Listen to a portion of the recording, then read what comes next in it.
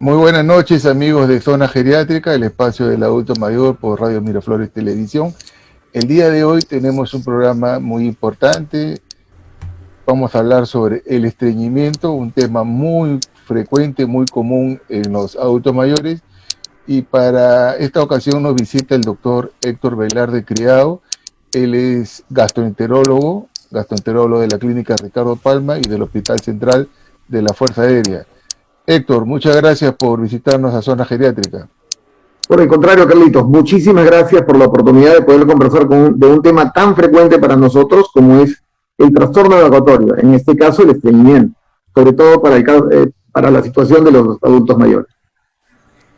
En la consulta de medicina interna, de medicina general, vienen pacientes con problemas de estreñimiento bastante frecuentes y nos dicen, no, doctor, soy estreñido. Y a veces le preguntamos a usted cada cuánto tiempo va al baño. Y dicen, yo voy diario.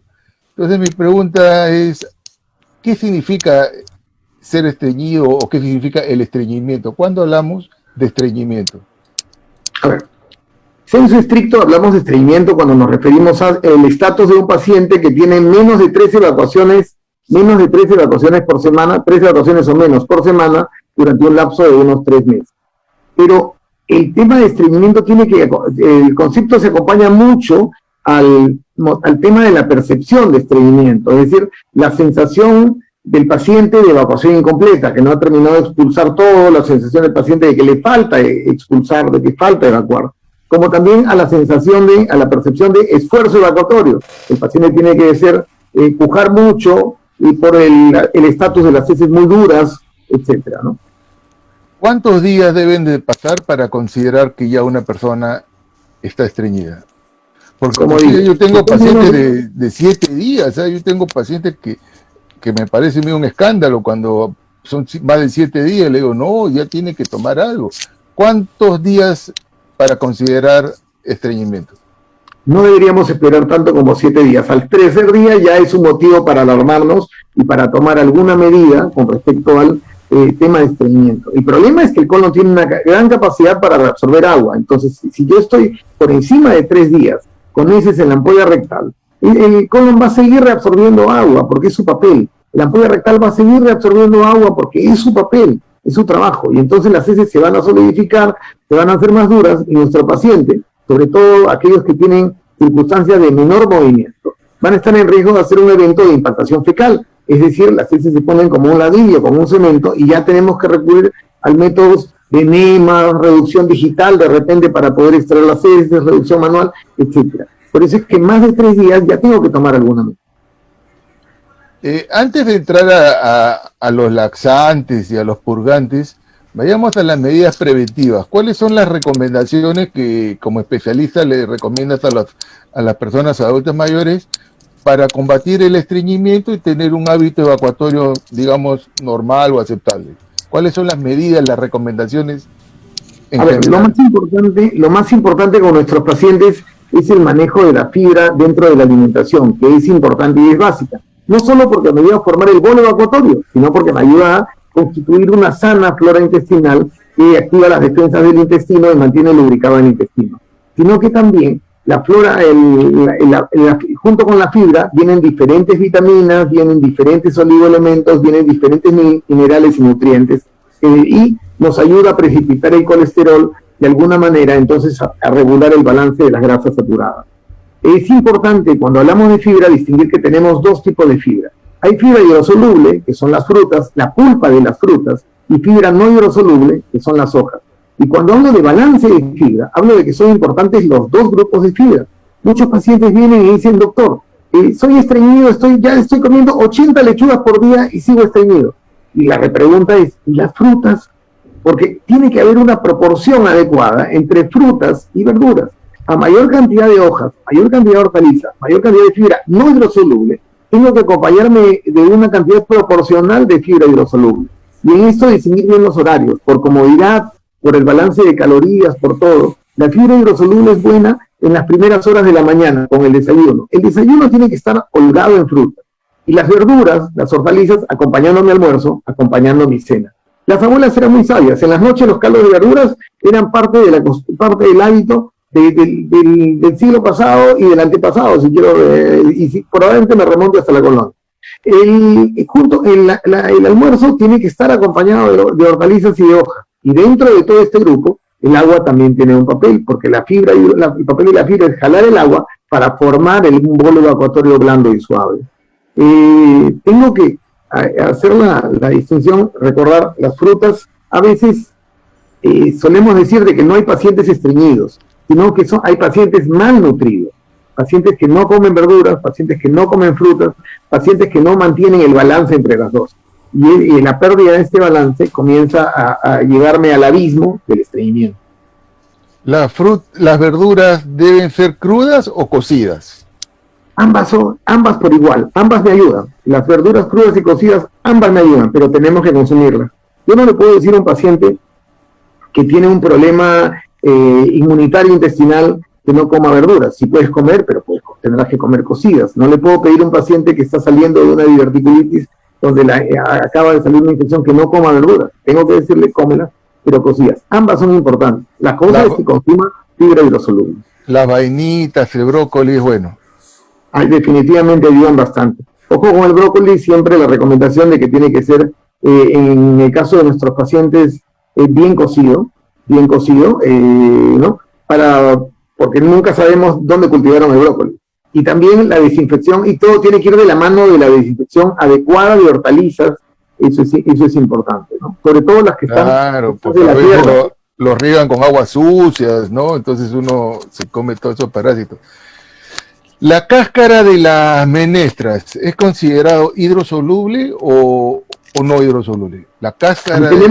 La menestra me aporta las dos cosas. La pulpa de la menestra tiene fibra hidrosoluble, tiene pectina. La cáscara de la menestra tiene fibra no hidrosoluble, es decir, me hace el papel de las hojas, ¿no? Las menestras en ese caso, en cuanto a fibra, representan, en cuanto a fibra, son un aporte completo. ¿Y la goma de la linaza es buena fibra? La goma de la linaza es una grasa buena, es un omega 3, que tiene un papel importante para mantener uno como combustible del intestino, como combustible del colon, sino también como un aporte adecuado de grasas buenas para permitir el balance. Siempre solemos decir, consumen muchas grasas buenas para evitar la exagerada asimilación de grasas malas, ¿no? Y por otro lado, las grasas buenas también potencian el papel de la flora intestinal, que permite una buena humectación, una buena lubricación a nivel intestinal. Un poco puedo hacer el ejemplo de la locomotora, ¿no? ¿De qué me sirve tener 80 lechugas al día y tener la mejor locomotora del mundo? Y el riel por el cual discurre la locomotora no va a generar mucha fricción. Ese es el papel de las grasas buenas, el papel de los omega 3 dentro de la dieta de nuestros pacientes. Bueno, las abuelas antiguamente y ahora hacían las ensaladas con aceite de oliva, ¿no? Que es un buen aceite, y entonces también ahí teníamos el omega. Aceite de oliva, emoliente que tiene linaza, la misma agua de linaza, la palta, el pescado, las aceitunas, todos están a la disposición y son alimentos que nosotros los tenemos a la mano y siempre los hemos tenido. Ahora, ¿qué tan bueno o útil es el yogur? A veces recomiendan el yogur, no sé, tú eres el especialista, ¿qué opinas del yogur? El yogur me ayuda, de alguna manera tiene, con el yogur yo tengo el aporte de levaduras, tengo el aporte de lactobacillus, que me van a ayudar a potenciar una buena flora intestinal y me van a ayudar con la lubricación. Ojo, tengo un tema con el yogur también, porque si yo tengo el yogur, por más que sea un lácteo semidigerido, es un lácteo semidigerido, o sea, tiene su balance y su porcentaje de lactosa. Uno de los temas que tenemos que tener mucho cuidado en nuestros pacientes adultos mayores es el tema de las intolerancias alimentarias, sobre todo la más común, la reina de todas, la más común de todas, la intolerancia a la lactosa. La intolerancia a la lactosa aumenta con la edad, el encierro, la postración, el enclaustramiento, incrementan la manifestación de las intolerancias alimentarias, sobre todo la intolerancia a la lactosa. Entonces, no es lo mismo darle, y tenemos que tener cuidado porque definitivamente el paciente debe evacuar, pero también se va a llenar de gases si es que es intolerante a la lactosa, y por otro lado, voy a terminar generando un intestino con mucha presión de gas. Incremento su riesgo, por lo tanto, de enfermedad diverticular con los años, y voy a generar heces ácidas que lo predisponen a enfermedad anal y perianal, fisuras, desgarros, etcétera, ¿no? Y perianusitis o escaladuras. Sí. Obviamente una persona con intolerancia a la lactosa no puede consumir lactosa, pues no, le va a caer mal, no lo va a tolerar. Ahora, hay unos yogurts en el mercado que tiene una palabra, probióticos, como una marca, como un sello, ¿no? Como un distintivo. En primer lugar, por favor, defínenos qué son los probióticos y segundo, si sirven o no, qué tan importantes son. Todos nosotros tenemos una microbiota, una flora intestinal, que son las bacterias buenas que se encuentran en el intestino, a lo largo de todo nuestro cuerpo. Pero hablemos específicamente del intestino. Las bacterias del colon nos ayudan a activar las defensas, lubricar el intestino y tienen que ver mucho con el confort para evacuar. Cuando hablamos de probióticos estamos hablando de un suplemento de bacterias adecuadas que me van a permitir una mejor función digestiva. Pero así como tengo bacterias buenas, tengo que cuidarme mucho de las infecciones o del sobreuso de antibióticos porque puedo permitir el desarrollo de bacterias no adecuadas en nuestro intestino. Los alimentos enriquecidos con probióticos de alguna manera nos ayudan. Pero ojo, no hay mejor probiótico que las frutas, no hay mejor probiótico que las hortalizas y las verduras. Eso es una cosa que siempre tenemos que tener presente. Y por gusto consumo un probiótico, y no consumo alimentos que permitan el desarrollo adecuado de los probióticos. Entre esos alimentos es lo que llamamos prebióticos, alimentos que permiten y facilitan el desarrollo de las bacterias buenas. Entre ellos tenemos las mazamorras, sobre todo el chuño, entre ellos tenemos la misma fibra vegetal, entre ellos tenemos las grasas buenas que permiten un desarrollo adecuado. Miren qué importante la información que nos da el doctor Velarde, ¿eh? No solamente es comprar los probióticos, adquirirlos, porque si no consumimos frutas y verduras adecuadamente, de forma regular, por gusto. El mejor probiótico, nos acaba de decir, y esta información es muy valiosa, es la fruta. Héctor, antiguamente habían campañas los antiguos hacían las purgas, y le daban purgantes para que uno se limpiara el intestino. Era una costumbre antigua, no sé hasta qué punto era sabiduría antigua o es un error. Inclusive había campañas del Ministerio de Educación y a todos los chicos estudiantes de primaria le daban sus purgantes, su resino y se iban en diarrea un par de días para limpiarse el intestino. Les hacían 2 veces al año. ¿Eso es bueno, es malo o es un mito? ¿Qué es? Podría considerarse que sí, es cierto, es un concepto de sabiduría popular, pero no necesariamente bien aplicado. Sí es que tengo que aplicar un enema a un paciente, si tengo un paciente con impactación, si tengo un paciente estreñido muchos días, probablemente tenga que aplicar un enema. Si tengo que purgar a un paciente, probablemente por el mismo tipo de impactación. Tenemos pacientes en los cuales, sobre todo en países tropicales como el nuestro, se generan fenómenos que llamamos de SIBO o SOBIA, sobrecrecimiento bacteriano. En estos pacientes llegan a tener un exceso de bacterias fermentativas en el intestino. En estos pacientes, muchas veces tenemos que dar antibióticos para eliminar esas bacterias fermentativas contaminantes que se metieron al intestino. Eso no es tan infrecuente en nuestra realidad. Recordemos que somos un país tropical y el calor nos predispone. Y en esos casos, en ese caso específico de pacientes, muchas veces los enemas terminan siendo, o esas limpiezas intestinales terminan siendo una ayuda adicional, que en aquellos tiempos, cuando no había antibióticos, era realmente un tratamiento.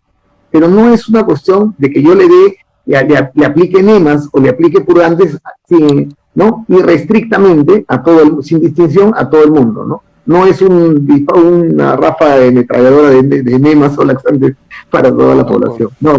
Eso no puede pasar. Inclusive hasta en provincias últimamente, esas enemas antiguos de fierro enlosado, con su manguerita anaranjada y su piquito negro que se colocaban ellos mismos y se hacía su limpieza, se aplicaba un enema, lo cual me parece lo más antihigiénico del mundo, porque esa misma dispositivo lo usaban varias personas. Pero en fin. Ahora, hay pacientes, y me imagino que tú debes tener muchos conflictos con ellos porque como son, por decir, hipertensos, diabéticos, enfermos crónicos de diferentes enfermedades, y aparte dicen, doctor, no se olvide de poner mis 2 frascos de lactulosa porque yo soy estreñido. y quieren tomar lactulosa a diario o algún laxante. ¿Qué tan bueno o tan malo es eso de tomar laxantes todos los días? Depende la dosis, depende cómo lo dé y depende de quién lo dé. Y ojo, que con esos pacientes una cosa que tenemos que tener cuidado es hacer una buena historia clínica para definir que no se trate de un paciente que tiene problemas de fijación con la evacuación, o sea, algún complejo de querer tener las heces perfectas o querer tener la comodidad perfecta para evacuar. Y en esos pacientes siempre hay que tener mucho cuidado porque el exceso y el sobreuso y abuso de laxantes me va a traer consecuencias. Me lleva al colon catártico, me lleva a un colon en donde el colon pierde sus pliegues y entonces no tienen un impulso adecuado para el bolo evacuatorio. Entonces, paradójicamente, nos terminamos haciendo dependientes de laxantes. Me lleva a pacientes en los cuales el uso exagerado de laxantes termina depletando la flora intestinal y entonces el intestino no se lubrica y el paciente no tiene una asimilación adecuada de nutrientes. Entonces, siempre tener mucho cuidado. La idea es, como digo, y lo mencionaba en algún momento, a veces decimos, no hay paciente estreñido, sino hay paciente malnutrido. Es una nutrición adecuada para poder preventivamente evitar llegar a esos extremos. Es cierto, hay medicinas que pueden producir estreñimiento y en ellos probablemente tengamos que darle alguna medicación de ayuda, pero no son los más, suelen ser los menos de nuestros pacientes. Claro, generalmente los medicamentos para el dolor de origen opiáceo causan mucho estreñimiento, ¿no? El famoso tramadol, la codeína, y ni hablar de la morfina, ¿no? Que son terriblemente fármacos que estreñen. Ahí sí habría que darles un suplemento. O bueno, al menos que también el enfermo tenga cirrosis y haya que darle siempre una lactulosa para limpiarle el intestino, pero a veces hay pacientes que no tienen una enfermedad, sino sencillamente no toman líquido o no se alimentan bien y piden estos laxantes. Ahora, hay unos que dicen, hay unos laxantes que vienen en jalea en base a machacados de ciruela, de tamarindo y de pepitas de linaza, entonces quieren esta jalea diaria, ¿no? O como una mermelada. ¿Es bueno? ¿Es malo? Depende de lo que contenga. Muchos de estos laxantes, más que fibra, lo que contienen son, sobre todo aquellos que tienen tamarindo, ciruela, esos extractos contienen una cantidad exagerada de cinósidos, ¿no? De antraquinonas, que son pigmentos vegetales que tienden a laxar. El punto es que el exceso de antraquinonas me va a llevar a estos temas de colon catártico, de hacer el colon dependiente de este tipo de jaleas, de alguna manera. Entonces, si ya entré con esto y mi paciente tiene como 2, 3 años con esta jalea, va a ser muy difícil que yo pueda retirar la jalea y obtener regular la evacuación de este paciente, porque de alguna manera ya se ha hecho dependiente a las antraquinonas. Ahora, hemos hablado de los enemas, ¿no? A veces hay pacientes que son postrados y que no tienen el reflejo, el reflejo voluntario del esfínter externo que uno lo controla. Y entonces se recurre a los enemas. ¿Cuándo es el momento de aplicar un enema? ¿En qué momento? A ver, si tengo pacientes con más de 3 días de evacuación, si tengo más pacientes con mucho anismo, mucha sensación de patología, de peso anal, mucha sensación de disconfort anal, probablemente me encuentre con un paciente y que tenga el antecedente, que ha tenido episodios de implantación previos, probablemente va a ser el caso de que pudiera tener que requerir algún enema, o si se va a preparar para un procedimiento también, ¿no? Eso es cierto, en muchos casos. Quería hacer una tingencia. Cuando hablas de fármacos, no solo los analgésicos opioides, algo a lo que le tenemos nosotros temor en el tema de estreñimiento, que tienen a generar estreñimiento, son los pacientes que consumen antidepresivos y a los que toman antiparkinsonianos, ¿no? Ese también es un grupo importante en el cual a veces tenemos que darle, como bien dices, Carlitos, una ayudita para que puedan tener una evacuación confortable y diaria, ¿no? Que no tenga que requerir terapia de rescate como enemas o laxantes, porque tiene más de 3, 4, 5 o 1 semana sin evacuar. Después también había lo que se llama el supositorio de glicerina, ¿verdad? Que es muy popular entre la gente, ¿no? Y a veces se lo compran sin receta y se aplican su supositorio de glicerina. ¿Qué tan bueno o malo o beneficioso o peligroso es el uso de estos supositorios? En Que son tanto muy, no sea un, que son muy en tanto, comunes, ¿ah?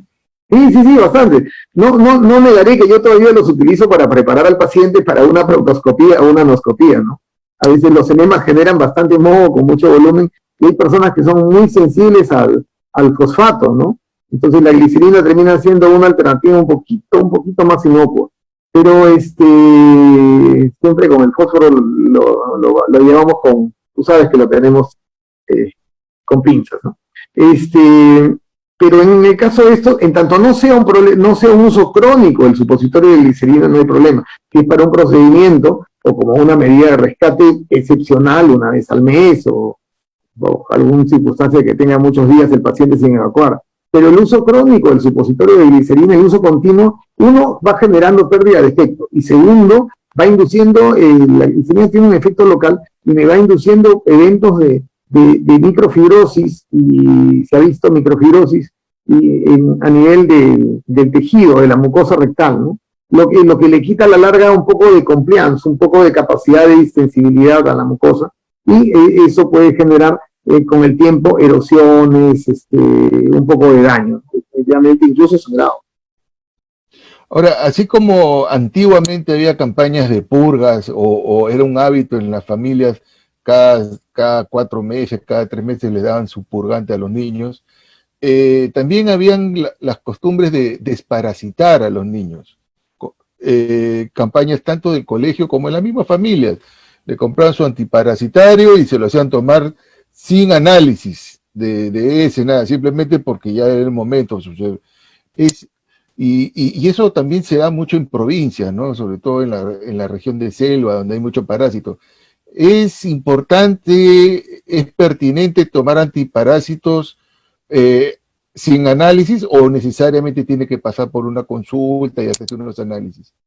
A ver, cuando hablamos de parásitos no solo hablamos de elementos, de gusanitos, ¿no? Estamos hablando también de protozoarios, de parásitos microscópicos, muchos de ellos que suelen estar en el agua. Entonces, cuando se hacen estas campañas, usualmente lo que se administra son antihelmínicos, mebendazol o albendazol en una sola dosis, que al final probablemente lo único que me va a cubrir son oxiuros, enteroides en un porcentaje relativo de un 70-80%. Hablando, ¿no? hablando, en cristiano, hablando en cristiano, los elmitos son los gusanos, los gusanos. las lombrices, para que nos entiendan. Sí, sí, sí, pero... El minto no van a entender. Claro, claro, pero de los 400 tipos diferentes de parásitos, de enteroparásitos que pueden afectar al ser humano, probablemente estamos cogiendo solamente la punta del iceberg, nada más. Y estamos dejando todos los otros parásitos al interior. Tenemos parásitos que dentro de los gusanitos, de los gusanos, como el estrongiloides, que trabajan en poblaciones organizadas. Entonces, en estos casos, estas monodosis, lo único que van a lograr despertar va a ser una mayor invasividad del parásito, que puede tener hasta consecuencias muy serias o incluso mortales. Entonces, en el caso de esto, de estas dosis paraescolares, uno debería contemplarse no utilizarlos en zonas de poblaciones endémicas de parásitos que tengan este tipo que tengan estos fenómenos de reacción, de hipermultiplicación o hiperinfestación. Y segundo, si estoy en una zona como la costa, por ejemplo, donde la mayoría de los parásitos son microscópicos, no son gusanos, son parásitos microscópicos, primos hermanos de las amebas, si los quiero llamar así, pues no me sirve para nada un antiparasitario. Ok, entonces ya saben, los antiparasitarios son básicamente para los gusanitos, las lombrices, y los microscópicos como las amebas y las yardias y esas que no se ven, que se ven solo con microscopio, ese es otro tipo de tratamiento, y eso sí estrictamente tiene que ser indicado por un médico, ¿no? No puede ser, ahí sí no se puede uno automedicar. Lo ideal es un buen examen de heces, definitivamente, ¿no? Indicado. Si hay sospecha de mucho desorden de gas, distensión, balonamiento, sonido sobre todo, tengo que programar un estudio de heces, ¿no? Para mi paciente. Los jugos. ¿Son importantes los jugos? ¿Es bueno tomar jugo o es preferible comer la fruta? ¿Qué es tu opinión sobre los jugos? Ok. Comencemos que estamos hablando de estreñimiento. Si estamos hablando de estreñimiento, es importante consumir fibra hidrosoluble en la mañana. Es importante consumir frutas en la mañana. Si las voy a comer cortadas, enteras, trozadas, laminadas o en jugo, vale. Porque el tema es consumir fibra en la mañana. Claro, porque al final la fruta la licúas si te la comes, ¿no?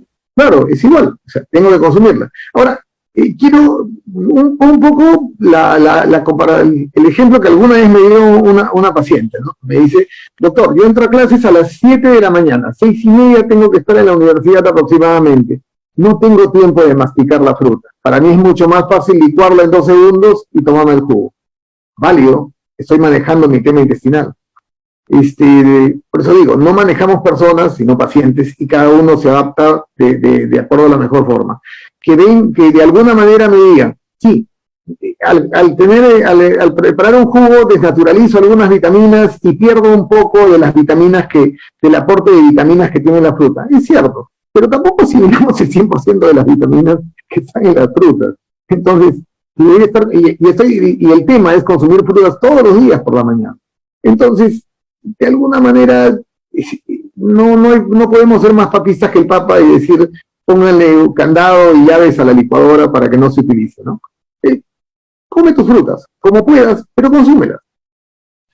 En el caso de la naranja, sí, ahí sí se pierde la fruta, ¿no? O sea, la fibra, porque solamente se consume el jugo, se exprime la naranja y se consume el jugo. Pero en el caso de la papaya, sí, se come la fruta entera, solo con un poco de agua.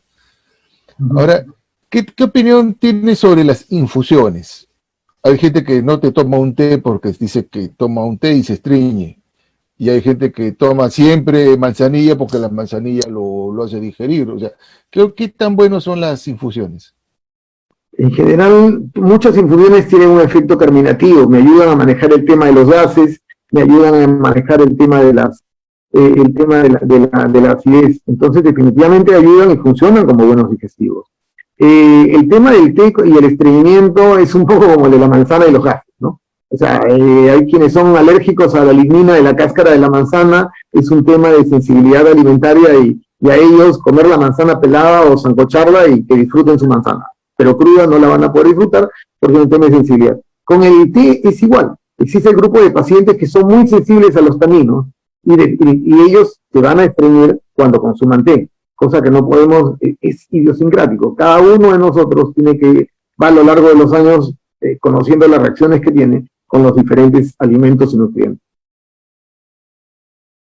Héctor, el tiempo nos ha ganado, ha sido bastante claro, bastante didáctico y al menos sobre todo para entender este problema tan común y tan frecuente en las personas adultas mayores. Antes de terminar, yo quisiera un mensaje final dirigido al público que nos ve sobre este tema del estreñimiento. A ver, lo importante, y regreso al tema, no hay paciente estreñido, hay paciente no necesariamente bien nutrido. Es importante, un buen balance de verduras y frutas, tienen que ir de la mano. Las grasas buenas tienen que acompañar cada alimento, tiene que haber grasas buenas con el desayuno, grasas buenas con el almuerzo, grasas buenas con la cena.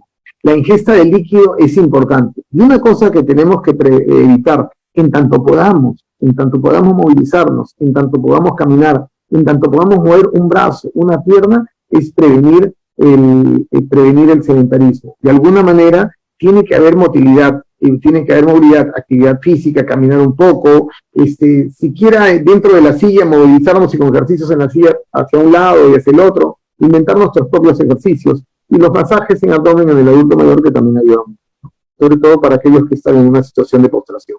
¿Cómo son los masajes en el abdomen? Los masajes en el abdomen, usualmente los tecnólogos de medicina física lo manejan mejor que yo, probablemente lo podrían explicar mejor, pero siempre en un círculo, ¿no? En sentido antihorario y viendo desde la parte alta y desde arriba hacia abajo, dentro de lo que es el flanco izquierdo, el lado izquierdo del abdomen. Eso siempre ayuda un poco como estimulación. Sí, eso generalmente el recorrido del colon, ¿no? O sea, cómo Claro. va las heces, cómo van por tu recorrido. Héctor, muchísimas gracias por tu participación. Si desean localizarte, ubicarte, ¿tienes algún teléfono o tu consultorio o alguna red? Estoy en la clínica Ricardo Palma, el teléfono allá es el 224-0971, también pueden ubicarme al 997-97-6226 y para los amigos de la Fuerza Aérea en el Hospital Central de la FAP, ¿no? Si para los intolerantes a la lactosa tengo una página de la lactosa que no ves, que es para los intolerantes, de consejería para pacientes intolerantes a la lactosa. ¿Cómo se llama tu página de la intolerancia a la lactosa? La lactosa que no ves. La lactosa que no ves. Es una página de Facebook. Y aparte, el doctor Velarde tiene el hobby de escribir, ha escrito un libro de cuentos muy bonito. ¿Cómo se llama tu libro para que la gente... Relatos sin tiempo. Todavía lo pueden encontrar en librerías El Virrey, ¿no? Y en Comunidad. Ya saben, si desean pasar un agradable momento de lectura, pueden leer el libro del doctor Héctor Velarde, Relatos sin tiempo. Bueno, amigos, eso ha sido todo por hoy en Zona Geriátrica, el espacio del adulto mayor, transmitido por Radio Miraflores, y nos vemos el próximo miércoles. Muchas gracias. Hasta luego, Héctor. Gracias.